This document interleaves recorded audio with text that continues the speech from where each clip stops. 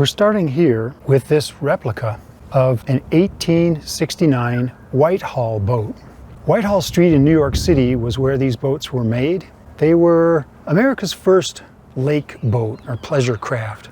They were designed after the stevedore boats that were used in the 1800s to get freight from sailing ships out in the harbor to the docks, and to get the freight from the docks out to the boats in the harbor. They're really good at going in a straight line, but for rivers, they don't turn very well. One of the things you'll appreciate about this boat is the fact that it has a very defined hourglass-shaped bottom, which makes the boat very tippy. If this boat were to sit here on the ground, it would lean over on its side. A boat that doesn't sit flat on the ground is unstable in the water. And this boat is very unstable. If I wanted to demonstrate how tippy these boats are, I would stand one foot right in front of the other. This is kind of tippy. If I put 2 feet together, that's way more stable. This is a tippy boat.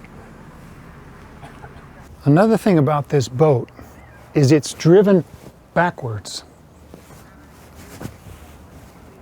I can't see where I'm going. I can't row looking downstream at the rocks that are coming at me. I have to look over my shoulder to see where I'm going. River runners will turn this around, but that's a problem here. So we're just going to take a little close-up look at the boat. It's long. It's over 20 feet long.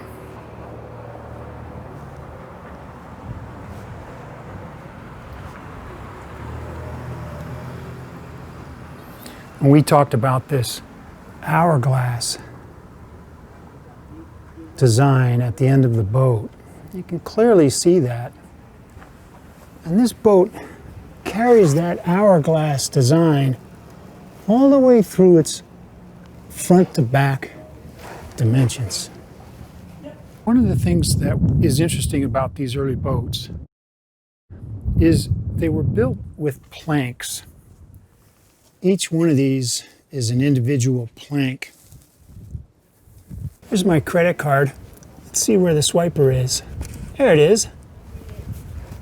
If this boat were to put in water right now, it would sink. It would fill up with water. It would have to sit in the water a couple days for these planks to swell enough to close this gap up. So I couldn't get my credit card out. And then the boat would be ready to go boating, but then it would weigh so much more because the wood would have soaked up the water.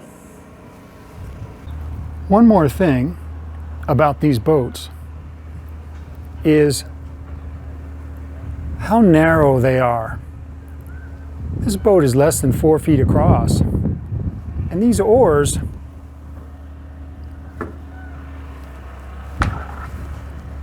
are really short. These are probably 8-foot long oars. The longer the oar, the faster the boat can go. These oars are like first gear oars.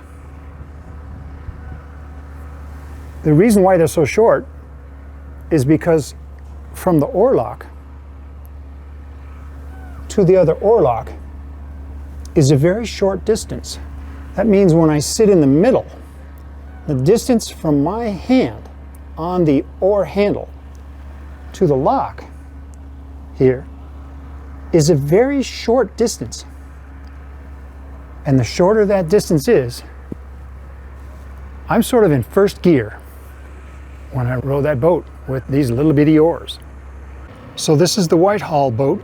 These boats were used in the 1869 and 1871-72 Powell expeditions. They didn't steer well, they were very tippy, but they worked.